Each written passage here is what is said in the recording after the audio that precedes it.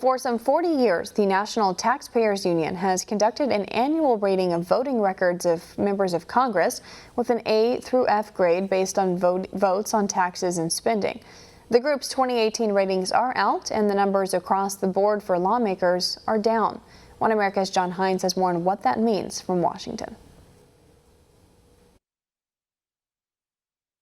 Pete Sepp, President of the National Taxpayers Union, thank you for joining us on One America News. You announce a rating of all of the members of Congress. Talk about that rating system and talk about your big announcement. The results of the 2018 National Taxpayers Union scorecard are likely to disappoint a lot of taxpayers.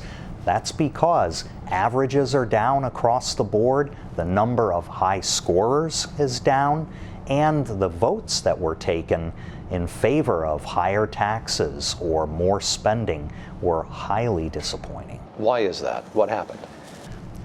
While we utilize every single roll call vote affecting taxpayers, there were several high-profile ones where both Democrats and Republicans simply let down taxpayers on the Farm Bill, on a deal to break budget caps, on their failure to pass a balanced budget constitutional amendment. All of these counted against many lawmakers.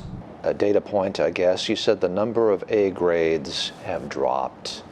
What's going on there? The number of senators and representatives receiving an A on our annual scorecard dropped dramatically. There were only 25 of them between both chambers. Normally, we see twice that amount, even more.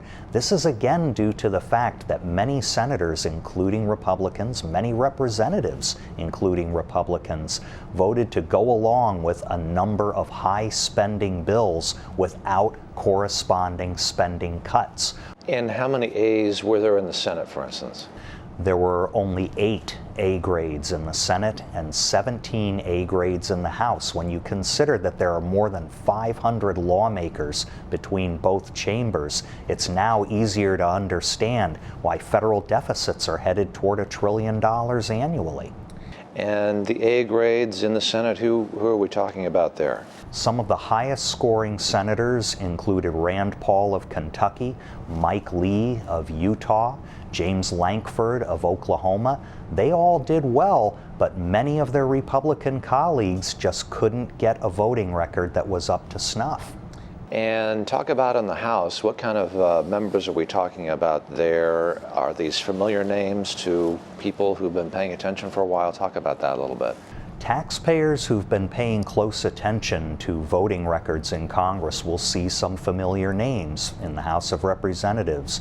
Tom McClintock of California was the #1 scorer. He's often been in the #1 position. He was a great taxpayer's friend at the state level when he worked in that government.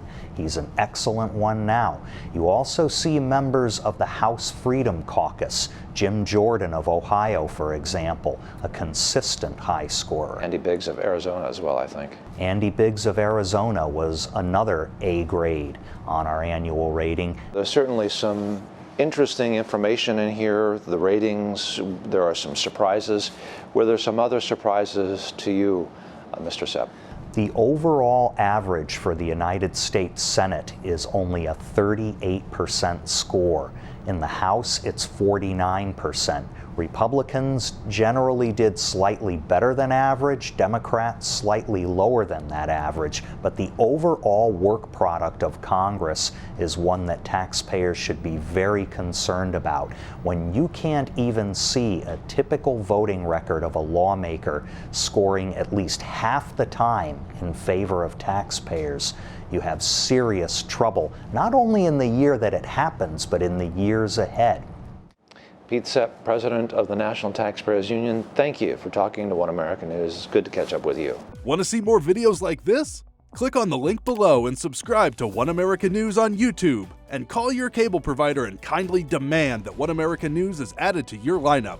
Call and subscribe today.